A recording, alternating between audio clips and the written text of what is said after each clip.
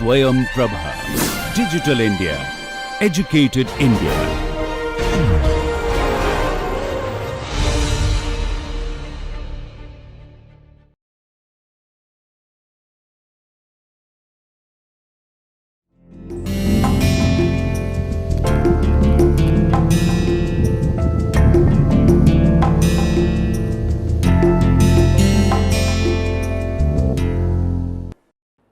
नमस्कार मित्रों, हम लोग पिछले लेक्चर में सामाजिक इतिहास की बात करते हुए उसमें जाति व्यवस्था की ऊपर जो वैचारिकी का बदलता आयाम रहा है, इतिहास लेखन का जो आयाम रहा है, उसके बारे में बात कर रहे थे। और उस सिलसिले को जारी रखते हुए हम लोग आज सेंसस और जाति प्रथा के बीच के समीकरण को, जिस तरह से इतिहास में यह समीकरण बनता आया है, उसके ऊपर अपना ध्यान केंद्रित करने की कोशिश करेंगे। यह, जैसा कि आप जानते हैं, आधुनिक भारत के ऊपर केंद्रित इतिहास लेखन की बदलती हुई प्रवृत्तियों, रुझानों पर चर्चा करने के लिए एक लेक्चर सीरीज़ है। और पिछले 200 वर्षों में जिस प्रकार जाति व्यवस्था के संबंध में हमारी समझ इतिहासकारों ने बनाई है या समाजशास्त्रियों ने बनाई है, उसमें सेंसस की तरफ उन्होंने महत्वपूर्ण रूप से हमारा ध्यान खींचा है। खासकर 1970 के दशक के आसपास के बाद से जो सेंसस का दस्तावेज है, उसको लेकर इतिहासकारों के बीच बहुत काम हुए हैं, जिसकी अगुवाई हम एंथ्रोपोलॉजिस्ट हिस्टोरियन बर्नार्ड कोहन के कामों में पाते हैं, जिसके बारे में संक्षेप में हम चर्चा पिछले लेक्चर में भी कर चुके थे। आज हम उसी चर्चा को तफ्तीश से जारी रखेंगे। यहाँ उनके काम और बाद में जैसे निकोलस डिर्क्स का अध्ययन या फिर अर्जुन अप्पादुरई के काफ़ी विचारोत्तेजक आलेख इस बाबत हमें मिलते हैं। और मैं विद्यार्थियों को, आप सबको, खासकर इन 3 विद्वानों के हस्तक्षेप की तरफ, उनको अधिक पढ़ने की तरफ प्रेरित करना चाहूँगा। तो यहाँ असल मुद्दा है कि किस प्रकार से जो औपनिवेशिक राज्य संरचना है, उसकी नीतियाँ, उसकी गतिविधियाँ, इसने जाति के संबंध में हमारी समझ को महत्वपूर्ण रूप से परिवर्तित किया। और इस सब में हमारा ध्यान आधुनिक शिक्षा की व्यवस्था, कानून, सेंसस आदि की तरफ जाता है, जिसमें यहाँ खासकर मैं जनगणना, जो अंग्रेज़ों के द्वारा शुरू हुई थी, उसकी तरफ यहाँ बात करूँगा, उसको केंद्र में रख के बात करूँगा। वह किस तरह से बाद के दशकों में भी पहचान की राजनीति के साथ भी जुड़ जाता है, यह भी हम संक्षेप में देखेंगे।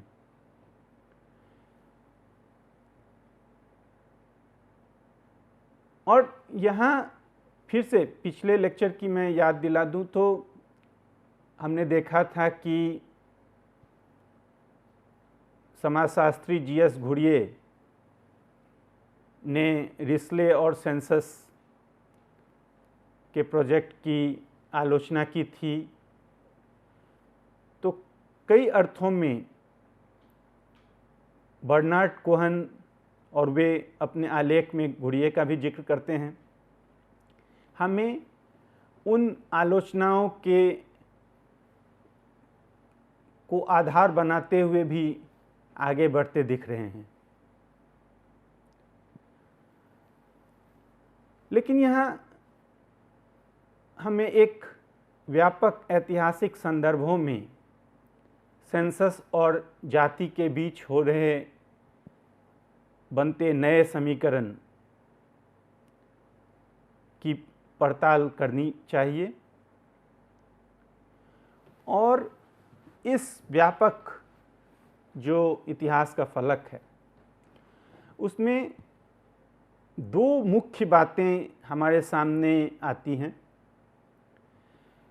पहला तो आप लोगों को याद होगा कि जब अंग्रेज ईस्ट इंडिया कंपनी को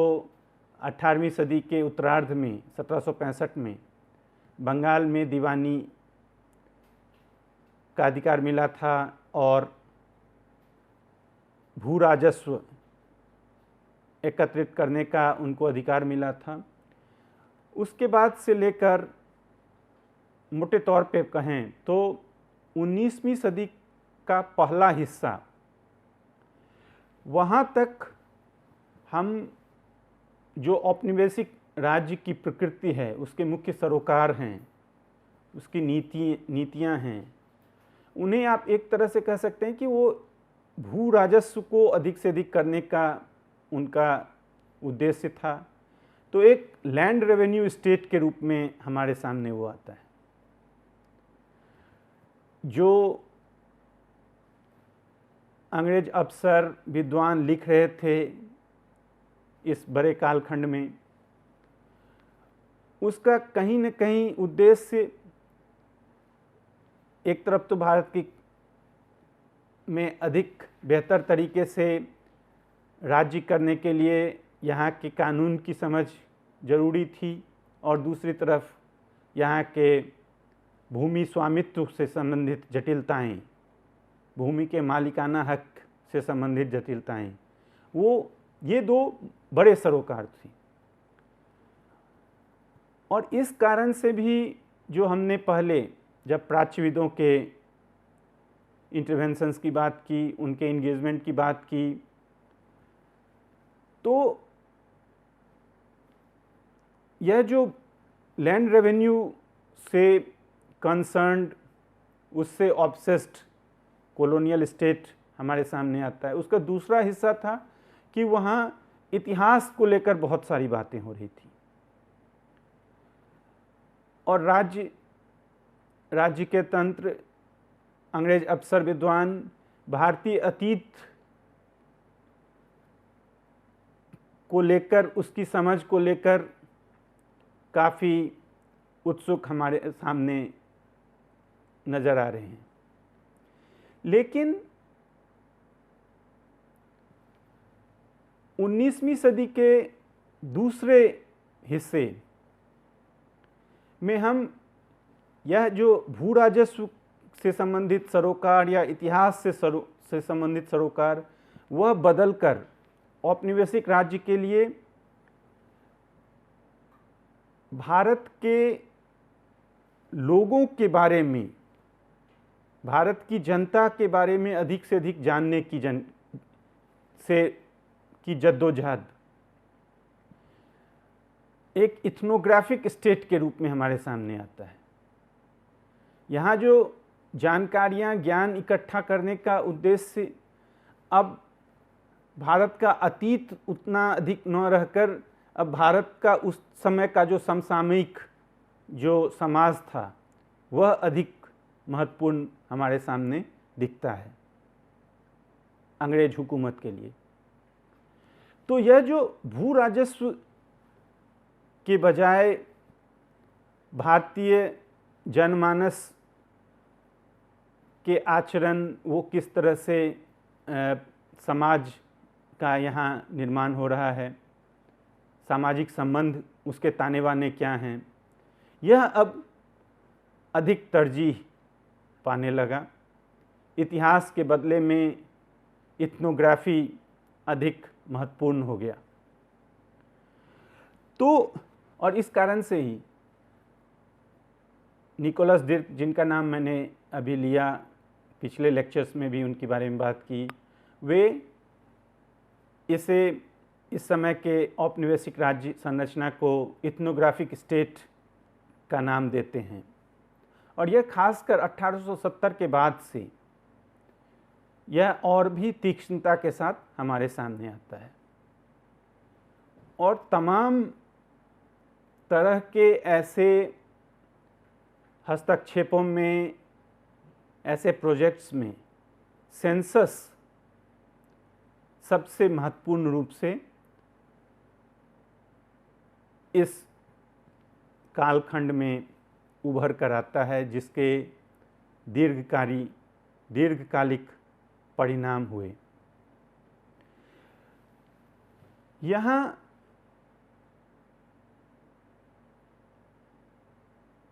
यह जो जनगणना की बात, उसकी अहमियत इसलिए भी है कि अब शासन करने के लिए यह उत्तरोत्तर अधिक स्पष्ट हो रहा था कि समाज की जो अस्पष्ट, जो एक अंग्रेज अफसरों के लिए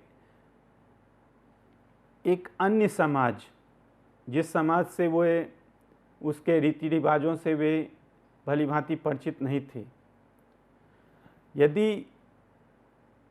उस पर शासन करना है तो उसके लोगों, उस जनता की बेहतर समझ बहुत ज़रूरी है।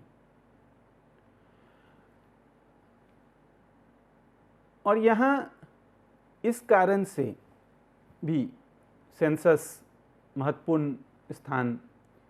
लेता चला जा रहा है। अब जिस कारण से जो अहम मुद्दा है यहाँ, जिसके कारण सेंसस और जाति का समीकरण या इतिहास हमारे लिए महत्वपूर्ण हो जाता है, वह यदि एक पॉलिटिकल साइंटिस्ट सुदीप्त कविराज के शब्दों को लेते हुए मैं कहूँ तो इससे पहले, जनगणना से पहले भारतीयों की जो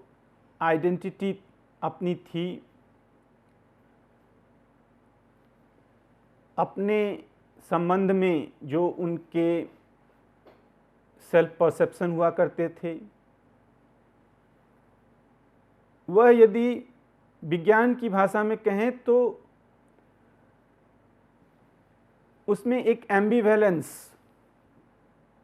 अंग्रेजों को नज़र आता था और सेंसस उस एम्बिवेलेंस, जो एम्बिवेलेंट आइडेंटिटी था, उसके स्थान पर हमारे सामने एक इन्यूमरेटेड कम्युनिटी को स्थापित करता हुआ मिलता है। अर्थात एक ऐसा समुदाय जिसमें अनेक किस्म की विविधताएं, संश्लिष्टताएं हुआ करती थी और जनगणना के इस प्रोजेक्ट ने उन्हें संख्याओं में तब्दील कर दिया। तो यह जो फासला है, इसके बारे में हमें जानने की ज़रूरत है और इसकी तरफ बर्नार्ड कोहेन ने भी हमारा ध्यान दिलाया है जब वे कहते हैं कि यह यात्रा अस्पष्टता से, एम्बिवैलेंस से, इन समुदायों की भारतीय जनमानस के एक पहचान की वस्तुनिष्ठता की यात्रा है। ऑब्जेक्टिफिकेशन यहाँ हो रहा है। उनको खांचों में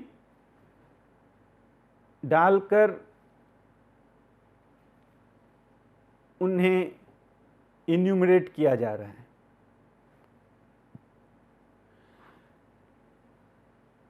तो सेंसस की जब हम बात करते हैं वो इसलिए भी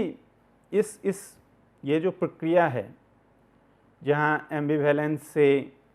हम ऑब्जेक्टिफाइड संख्यात्मक समुदायों की, जातियों की अवधारणा की तरफ बढ़ रहे हैं,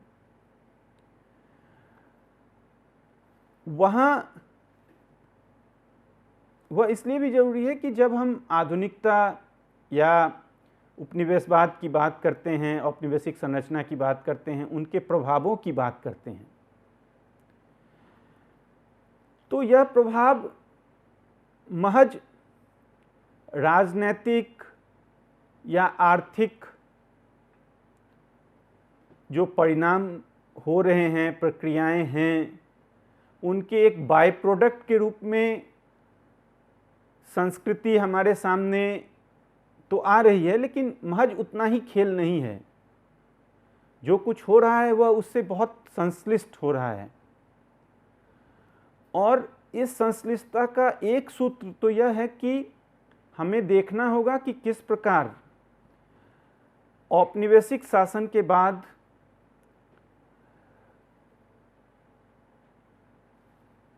भारतीय न मात्र नए तरीके से अपने आप को देखने लगे थे, व्याख्यायित कर रहे थे, बल्कि वे जिस तरह से संस्कृति को देखते थे, उनका जो संस्कृति के साथ जो नाता था, उनकी जो समझ थी, वह नज़रिया बदल चुका था। और यह जो नज़रिए में बदलाव है,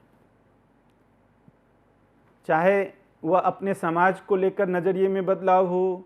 या जाति को लेकर नज़रिए में बदलाव हो, वहाँ सेंसस हमारे लिए केंद्रीय भूमिका में नजर आता है।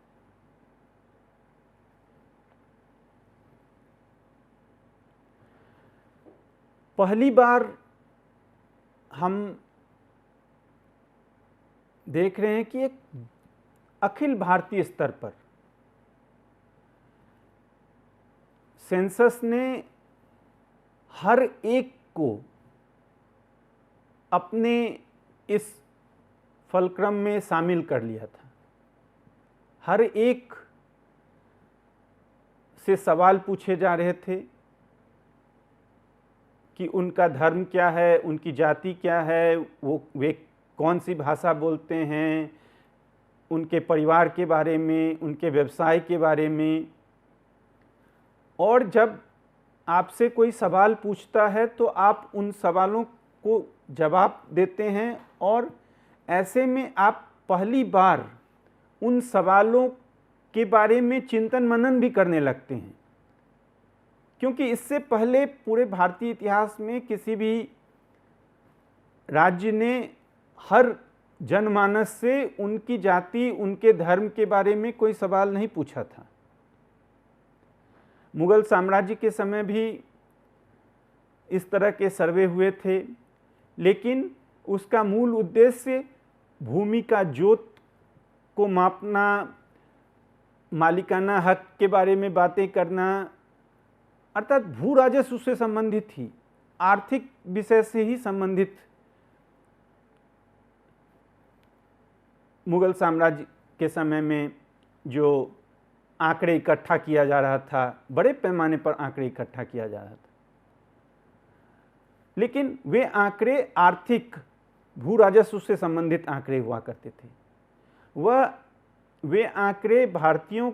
को उनके पहचान, उनके समाज, उनके जीवन यापन करने के ढंग, उनके व्यवसाय के बारे में नहीं थे। तो पहली बार भारतीय अपने आप को एक तरह से कह सकते हैं कि इन प्रश्नों के जरिए अपने समाज के आईने में खुद को देख रहे थे।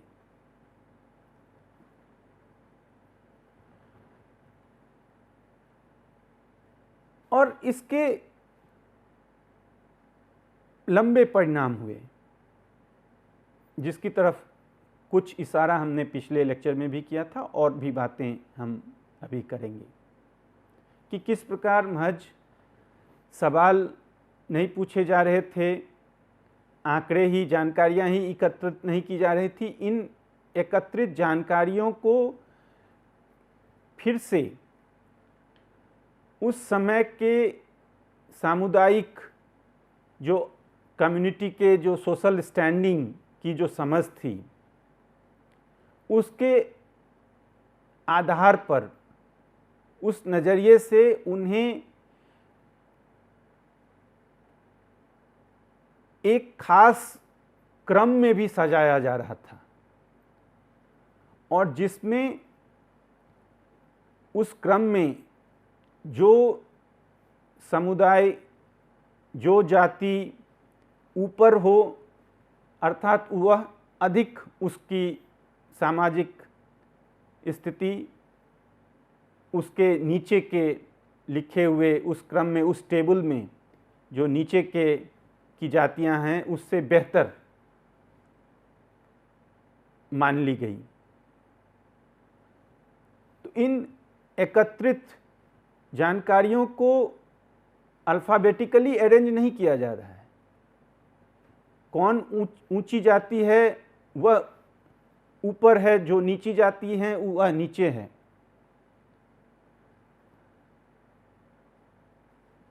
इतना ही नहीं, इनकी जो विविधताएं हैं, क्षेत्रीय विविधताएं, अनेकानेक जातियां हैं, उन्हें फिर से एक दूसरे के साथ जोड़कर एक कमतर जातियां, उनका टेबुलेशन, कोलेशन हो रहा है।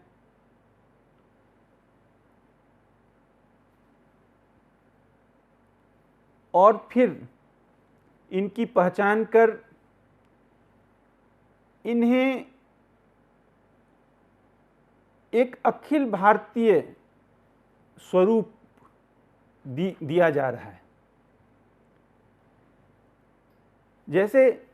यह जरूरी नहीं है कि यदि कोई ब्राह्मण वर्ग का, ब्राह्मण जाति का हो, तो वह पूरे भारत में हर कोई जो ब्राह्मण जाति का है उसका पेशा पुरोहिती ही हो। लेकिन यहाँ ब्राह्मण का पेशा पुरोहिती, या इसी तरह से कायस्थ का पेशा, इसी तरह से राजपूत का पेशा, तो एक तरह से जो विविधताएं हैं उनका सरलीकरण हो रहा है, और उनकी जो व्यवसायगत संश्लिष्टताएं हैं उनका भी सरलीकरण हो रहा है।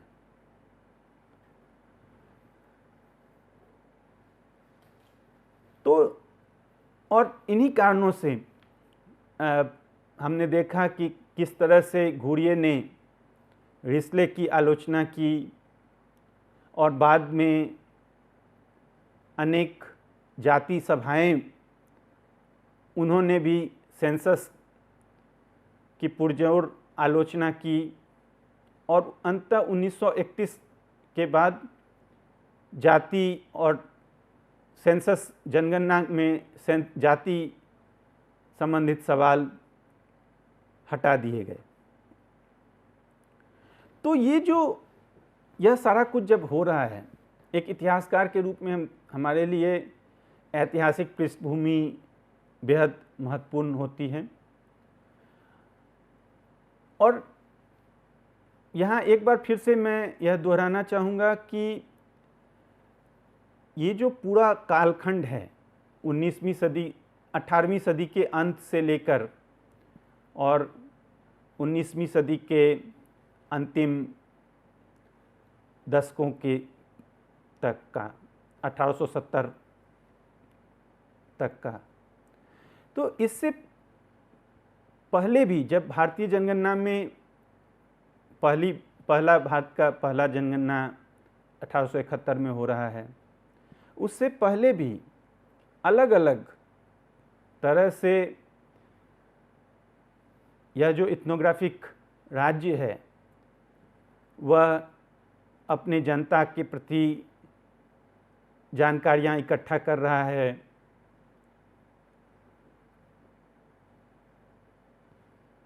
1823 में इस तरह के जनगणना का एक आदिम स्वरूप पाते हैं, 1848 में पाते हैं। अलग अलग जगहों पर इस तरह के प्रयास जहां की अलग अलग किस्म की जानकारियां इकट्ठी की जा रही हैं और रिपोर्ट्स तैयार किए जा रहे हैं, लेकिन 1850 के बाद से, खासकर 1857 के स्वतंत्रता संग्राम के बाद से जाति का मुद्दा एक केंद्रीय महत्व का हो गया। इसके पीछे अंग्रेजों की एक महत्वपूर्ण जो उनका 1857 के प्रति आकलन था, उस विमर्श में हम जाति का सवाल 1857 के कारण के रूप में वह महत्वपूर्ण रूप से पाते हैं। और यह माना गया कि किस तरह से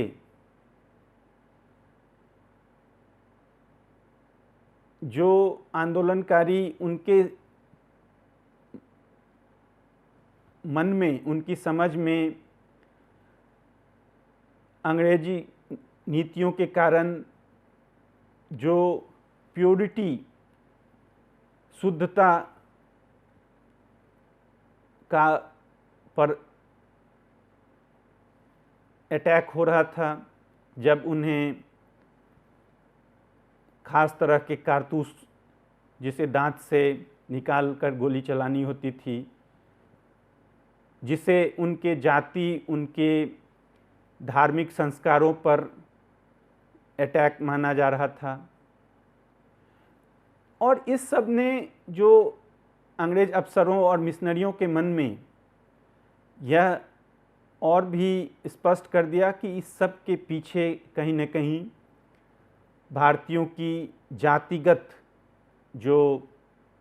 रुझान हैं, उनकी भावना है जाति को लेकर, वह रही है। और इस कारण से इस जाति संबंधित जो समझ राज्य शासन के लिए अहम माना जाने लगा। दूसरी तरफ यह भी स्पष्ट रूप से आया कि यदि इतने बड़े भूखंड पर हमें शासन करना है तो हमें यहाँ की जनता के बारे में गवर्नेंस के अलग अलग जो नीतियाँ हैं उनका सफल कार्यान्वयन हो। इस कारण भी जनता की समझ, उनके जीवन, उनके समुदाय, उनकी जाति, उनके धर्म, उनके शादी, उनके रीति रिवाज, इनकी समझ जरूरी है। लेकिन साथ साथ यह भी सुनिश्चित करना था कि किसी खास जाति का अंग्रेजी सेना में दबदबा न हो जाए, कुछ जातियों को, कुछ समुदायों को अंग्रेज़ों के लिए बेहतर माना गया, सैनिक कार्यों के लिए बेहतर माना गया, और कुछ अन्य जातियों को विद्रोह के साथ, आंदोलन के साथ, अंग्रेज़ों के खिलाफ होने के साथ जोड़ा गया। तो इस कारण से भी यह निशानदेही अंग्रेजी सरकार के लिए ज़रूरी थी कि कौन सी जातियां उनके लिए अधिक उपयोगी होंगी, उनके सेना में किन जातियों का होना अधिक महत्वपूर्ण होगा। तो एक 1857 का जो इमीडिएट कॉन्टेक्स्ट था, उसके भय और उससे जन्मे हुए असुरक्षा, उसके कारणों को सही तरह से उनका निपटारा हो, तो यह एक बात है। लेकिन यहाँ साथ साथ दिलचस्प यह है कि जब अंग्रेजी सरकार यह जनगणना करने निकली, तो जनगणना को लेकर भी बहुत सारे अफवाह भारतीयों के मन में थी, जिसमें यह था कि हर परिवार से एक या दो आदमी को पकड़कर अंग्रेज सरकार लेकर चला जाएगा, ब्रिटेन लेकर चला जाएगा, अनेक अनेक किस्म की अफवाहें थी। तो एक भय का भी माहौल था। ऐसे में बहुत संभव यह भी है कि जो सरकारी अफसर, उनके मातहत, जिनको यह सवाल पूछने की जिम्मेदारी दी गई थी, यह बहुत संभव है कि एक बड़े हिस्से से उन्होंने सवाल न पूछा हो और अपने मन से ही, अपनी समझ के आधार पर ही उन्होंने उन सवालों का जवाब दे दिया हो। तो यह भी संभव है। अब यहाँ देखिए कि जब इस तरह के सवाल हो रहे हैं जिनके बारे में हमने बात की, इस तरह से उन्हें एकत्रित जानकारियों को, जातियों को ऑर्डर किया जा रहा है, एक नया पदानुक्रम उनको दिया जा रहा है, तो यह बहुत कुछ वैसा लगता है जैसे प्राचीन काल में या मध्य युग में कॉपर प्लेट इंस्क्रिप्शंस हमें मिलते हैं कि अमुक समुदाय को राजा ने खुश होकर उन्हें खास सामाजिक पदानुक्रम दे दिया हो। तो यह एक तरह से जो चली आ रही जाति व्यवस्था की संश्लिष्टताएं थी, उनका एक स्वाभाविक जो इतिहास में बनती जो और देश काल क्षेत्रीय विविधताओं के साथ जो बनते हुए समीकरण रहे, उसके स्थान पर अब औपनिवेशिक राज्य एक नया परिभाषा, नया कलेबर इस व्यवस्था को दे रहा हो। तो एक जाति को लेकर एक नई समझ भी इस समय, नया ज्ञान इस समय, नया विमर्श इस समय स्वरूपित होता हुआ हम देखते हैं। और यह जो नया विमर्श है, हम देखते हैं कि 1850 से लेकर 1950 तक, खासतौर पर 1870 से लेकर 1950 तक की यदि बात करें, तो भारतीय समाज के ऊपर, भारतीय सामाजिक संस्थाओं के ऊपर, जाति के ऊपर जो भी महत्वपूर्ण ज्ञान का उत्पादन हो रहा है, जो लिख रहे हैं इन मुद्दों को लेकर, वे उनमें से एक बड़ा हिस्सा सीधे सीधे इस सेंसस उपक्रमों से जुड़ा रहा, या फिर इस सेंसस से एकत्रित हुई जानकारियों को आधार मानकर समाज व्यवस्था के बारे में लिखा जाने लगा। तो या तो लेखक, अकादमिक, अंग्रेज अफसर के जरिए सेंसस की छाप, स्पष्ट छाप इस नए समाज व्यवस्था को लेकर हो रहे ज्ञान विमर्श पर पढ़ते हुए हम देखते हैं, या फिर यह जो नया ज्ञान हमारे समाज के बारे में निर्मित हो रहा है, उसका आधार ही सेंसस, उसका स्रोत सेंसस से एकत्रित की गई जानकारियां हैं। तो यह जो भारतीय समाज को समझने के लिए यह जो सेंसस की केंद्रीय भूमिका इस समय हमारे सामने आ जाती है, जहाँ की सेंसस की जानकारियां आधिकारिक, प्रामाणिक तौर पर स्वीकार की जाने लगी। और यह महज इसी कालखंड की बात नहीं है, आज भी जो भारतीय समाज व्यवस्था को समझने के लिए इन आंकड़ों का, उस सामाजिक इतिहास को समझने के लिए इन आंकड़ों की अहम भूमिका हमारे सामने है। कोई भी सामाजिक इतिहासकार इन सेंसस के आंकड़ों की अवहेलना नहीं कर सकते हैं। तो यह सेंसस भारतीय समाज व्यवस्था का आधिकारिक और प्रमाणिक दस्तावेज हो गया। लेकिन यहाँ हर किसी को, हर कोई जाति को शामिल नहीं किया गया। जैसा कि हमने देखा कि जातियों को समूहों में इकट्ठा कर फिर उनका टेबुलेशन हो रहा है,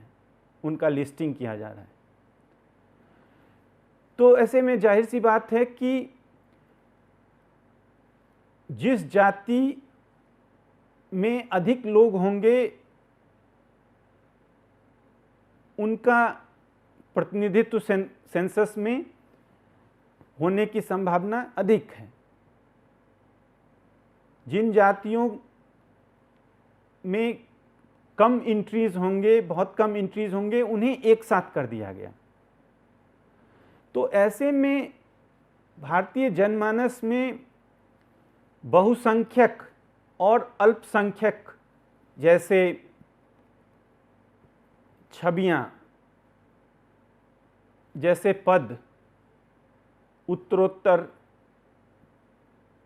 बहुत क्रूशियल होते चले गए। और प्रजातांत्रिक इतिहास की तरफ यदि देखें, डेमोक्रेसी के हिस्ट्री की तरफ, तो वहाँ यह जो पहचान की राजनीति में बहुसंख्यक और अल्पसंख्यक, इसके रूढ़िगत मायने, इसके अपने भय रहे हैं, इसके डेंजर्स हैं।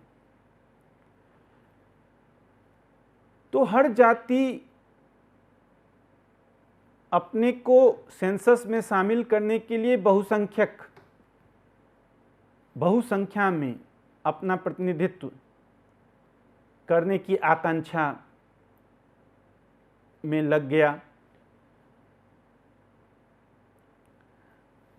तो यह जो संख्या का महत्व है, यह जो इस जनगणना में, इससे उपजे हुए जाति के पहचान में, आइडेंटिटी के पहचान में हमारे सामने आता है, इसको किस प्रकार से देखें। और यह सवाल अर्जुन अप्पादुरई इसकी पड़ताल के साथ हमारे सामने आते हैं और वे बताते हैं कि यह जो चाहे वह भू राजस्व से रिलेटेड जो संख्यात्मक जानकारियां हों या फिर अलग अलग तरह के कैडेस्ट्रल सर्वेज हों या जनगणना की बात हो, तो यह जो सांख्यिकी की जो केंद्रीय भूमिका जिस तरह से राज्य के लिए अहमियत यहाँ भारत में देखते हैं, औपनिवेशिक संदर्भ में देखते हैं, इसी तरह का रवैया हम यूरोप में नहीं पाते हैं। यह अपने आप में, जैसा मैंने पहले भी कहा कि मुगल साम्राज्य में भी सांख्यिकी संख्या को लेकर इंगेजमेंट है, लेकिन यहाँ पहली बार इस तरह से जहाँ लोगों को शामिल किया जा रहा है, लोगों के रीति रिवाज, उनके व्यवहार को संख्या में तब्दील की जा रही है। यह पहली बार इस औपनिवेशिक समाज में हो रहा है। जब ब्रिटेन या फ्रांस में इस तरह के उपक्रम हुए तो वे निर्धनों की पहचानदेही या विक्षिप्तों की पहचानदेही के लिए किया जा रहा था, अर्थात ऐसे लोगों की पहचानदेही, निशानदेही जो कि सामान्य से अलग हों, जिन पर अधिक सूक्ष्मता से निगरानी करने की ज़रूरत वहाँ के राज्य व्यवस्था को, गवर्नेंस को महसूस होती थी। लेकिन जब आप एक समाज के पूरे हिस्से को, पूरे समाज को इसमें शामिल कर लेते हैं, तो इसका मतलब यह भी है कि आप पूरे समाज को कहीं न कहीं अपने से भिन्न समझ रहे हैं, जिसके बारे में आपकी समझ नहीं थी, और उसकी विशिष्टताएं, विविधताओं को आप समझने की यह कोशिश में लग जाते हैं। तो पूरा का पूरा समाज एक अन्य के रूप में अंग्रेजी उस मनोवृत्ति में, हम उस राज्य व्यवस्था के उपक्रम में हम पाते हैं।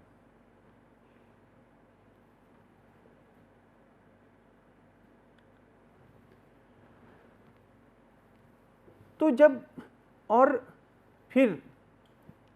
जब इन क्षेत्रीय विविधताओं को अखिल भारतीय स्वरूप दे दिया जा रहा है और उसके आधार पर उनका सामाजिक पदानुक्रम तय किया जा रहा है, उस जाति को सेना में शामिल किया जाता है या इस तरह के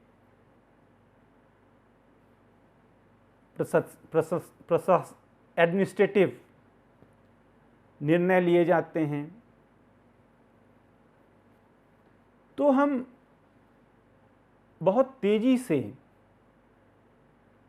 अलग अलग तरह के सामाजिक आइडेंटिटी, जातिगत आइडेंटिटी को लेकर दावे प्रतिदावों को पाते हैं। यही वह दौर था जिसके बारे में हम आगे बात करेंगे, जब अलग अलग क्षेत्रों में अखिल भारतीय स्तर का दावा करते हुए जाति सभाएं इमर्ज करने लगती हैं, जिनका मुख्य उद्देश्य अपने जाति की रक्षा, अपने जाति के पहचान की रक्षा, अपने जाति को अखिल भारतीय स्तर पर उसके सदस्यों को एक दूसरे से जोड़ने की इच्छा, संगठनात्मक एनर्जी देना हो जाता है, जिससे कि उनके जाति के लोगों को, सदस्यों को किसी प्रकार की सुविधा से वंचित न रह जाना पड़े। तो यह जो एक आइडेंटिटी क्वेश्चन के इर्द गिर्द जो अखिल भारतीय स्तर पर एंग्जाइटी, चिंता, सरोकार स्वरूपित होने लगते हैं। यह सब कहीं न कहीं इस सेंसस की तरफ, उस इतिहास की तरफ ले जाता है। यही वह समय रहा है जिसके बारे में भी हम आगे बात करेंगे, जब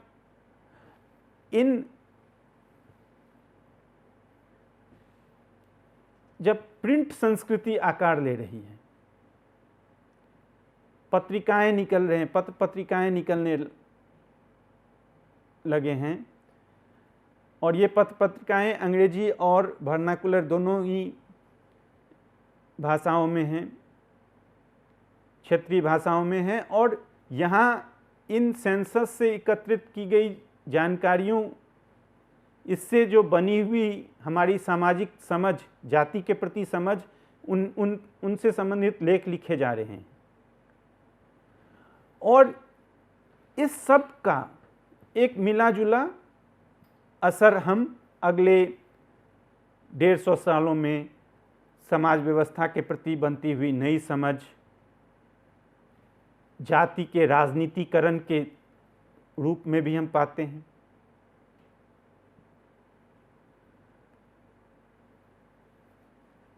अलग अलग ये जो जाति सभाएं थीं, वे हैंडबिल्स, जनगणना होने से पहले हैंडबिल्स छपवाकर लोगों को, अपने जाति के लोगों को आग्रह करते थे कि उन्हें किस प्रकार के सवालों का क्या उत्तर देना होगा, जिससे उनके जाति हित का अधिक से अधिक प्रतिनिधित्व हो सके।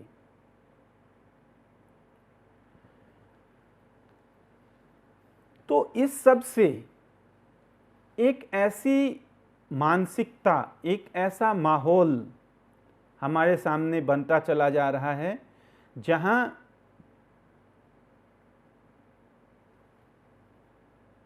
प्रजातंत्र का, समाज का जो मौलिक अधिकार, मौलिक आधार इंडिविजुअल न होकर, व्यक्ति न होकर, अलग अलग जातियों में बटी हुई जनता हो गई।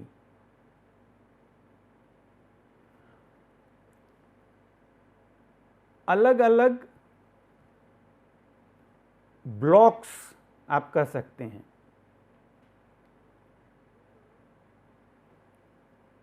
डेमोक्रेसी के प्राइमरी यूनिट्स इंडिविजुअल न होकर,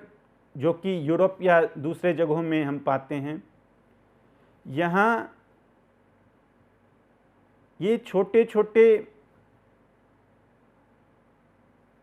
वोट बैंक्स हो गए। ये जो समूहगत इकाइयाँ, कलेक्टिव यूनिट्स हो गए। और इस सब का हमारे जाति के समझ, जाति के इतिहास को लेकर जो ज्ञान वांग्मय रहा, और प्रजातंत्र की समझ, प्रजातंत्र की गतिविधियां, हर क्षेत्र पर गहरा प्रभाव पड़ा।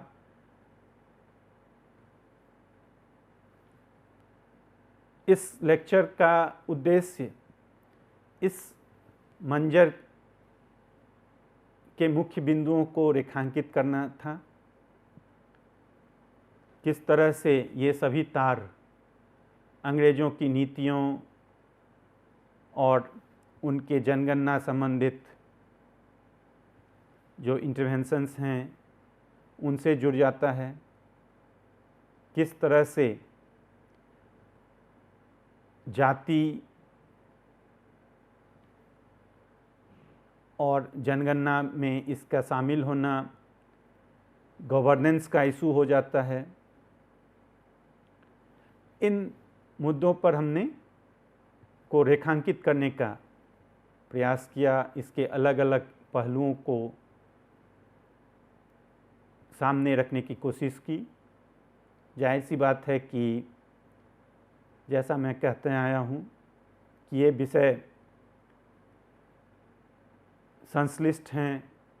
इनमें से हर मुद्दे की गहरी समझ के लिए वह एक लेक्चर में संभव नहीं है, और इस कारण से भी मैं पुनः एक बार आप सबको इस तरफ इशारा करूंगा कि आप यदि इस विषय में अधिक जानना चाहते हैं तो जिन 3 और भी बहुत सारे इतिहासकार हैं जिन्होंने इसके अलग अलग क्षेत्रीय पक्षों के ऊपर बंगाल में, असम में, महाराष्ट्र में, मद्रास प्रोविंस में, हर इलाके में, नॉर्थ वेस्ट फ्रंटियर प्रोविंस में, हर इलाके में इन प्रश्नों के साथ सेंसस और जाति के इतिहास के बीच इतिहासकारों ने काम किया है। लेकिन कम से कम बर्नार्ड कोहेन, निकोलस डर्क्स, अर्जुन अप्पादुरई आदि के कामों को आप जरूर पढ़ें। यहाँ यदि एक व्यापक स्तर की बात करें तो जो अप्रोच की बात करें तो हम पहली बार पाते हैं 1970 के बाद से, और बर्नार्ड कोहेन या निकोलस डर्क के कामों से, कि मिशेल फूको की जो राजनीति की अवधारणा 1970 से बनी और जिस तरह से उसने इतिहास लेखन और समाज विज्ञान को प्रभावित किया, जहाँ वे राजनीति के अलग अलग सूक्ष्म तरीकों की बात की तरफ हमारा इशारा करते हैं, नए किस्म के टेक्नोलॉजीज़ ऑफ गवर्नेंस की बात करते हैं, किस तरह से आधुनिक राज्य अपने जनता पर, अपने समाज पर शासन करने की नई नई तकनीकी के साथ पिछले 400 सालों में सामने आया है।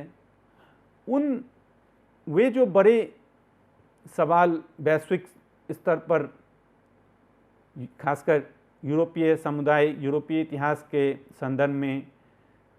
जो मिशेल फूको उठाते आए हैं, जहाँ वे गवर्नमेंटैलिटी की बात करते हैं कि किस तरह से ये जो टर्म है गवर्नमेंटैलिटी, वे बताते हैं कि किस तरह से यूरोप में ज्ञान,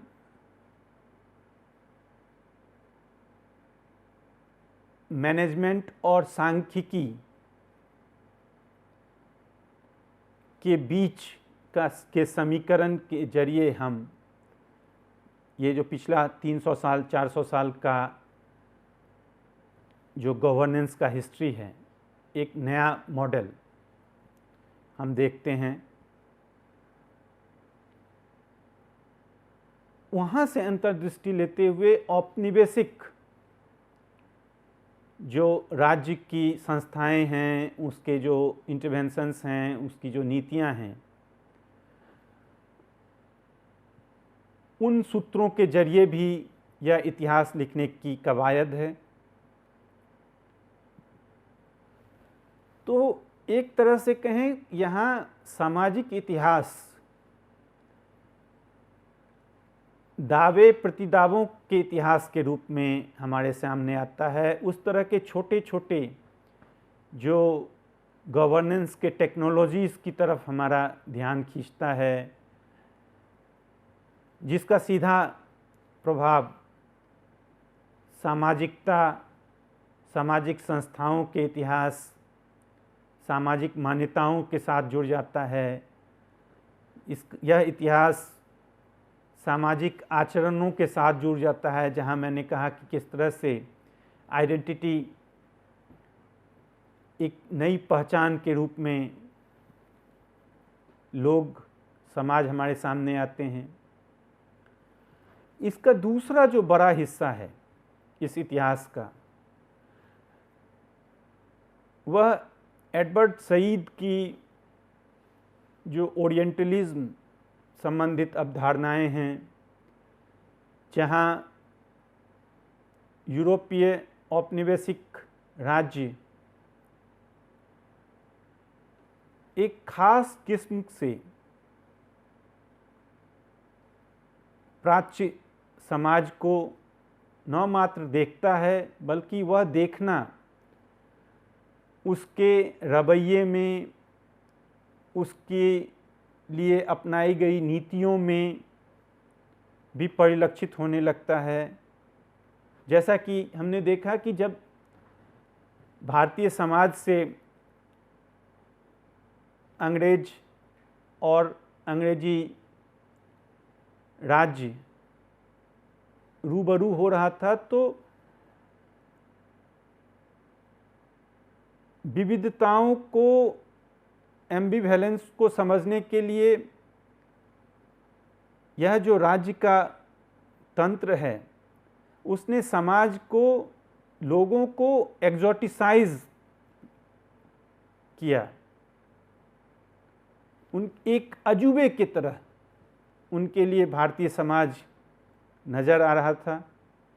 और इसकी जटिलताएं, इसके पहेली नुमा स्वरूप के पीछे इन विद्वानों का, इन अफसरों का दिमाग जाति प्रथा की तरफ खींचता चला गया। और फिर हमने देखा कि किस तरह से इस जाति प्रथा को बेहतर तरीके से इसकी गणना के लिए करते हुए एक नई किस्म की समझ, एक नया किस्म का पहचान, एक नए किस्म के समाज के बारे में ज्ञान हमारे सामने आता चला गया। तो यहाँ जब हम यह सामाजिक इतिहास की बात करते हैं, तो भारतीय सामाजिक विविधताएं तो एक तरफ हैं ही, लेकिन इनके साथ साथ जिस तरह से औपनिवेशिक राज्य अंतःक्रियाएं करता है, उस अंतःक्रियाओं को समझना बेहद जरूरी है। बगैर उन अंतःक्रियाओं के जो राज्य, आधुनिक राज्य और भारतीय समाज के बीच के संवाद से हो रहा है, बगैर इस संवाद के, बगैर इस अंतःक्रिया के हम सामाजिक इतिहास की मुकम्मल अंडरस्टैंडिंग नहीं बना सकते। इसलिए इन अंतःक्रियाओं पर ध्यान देना बेहद ज़रूरी है, खासकर जब हम आधुनिक या औपनिवेशिक काल की बात कर रहे हैं, जो कि हमारे इस लेक्चर सीरीज़ का मुख्य बिंदु है। तो ये बात हुई सेंसस और जाति के बीच के समीकरण, बनते बिगड़ते समीकरण की। अगले लेक्चर में हम इसी तरह से सामाजिक इतिहास के एक नए बिंदु, एक नए मुद्दे के साथ आपके साथ फिर से आएंगे चर्चा करने। तब तक के लिए शुक्रिया।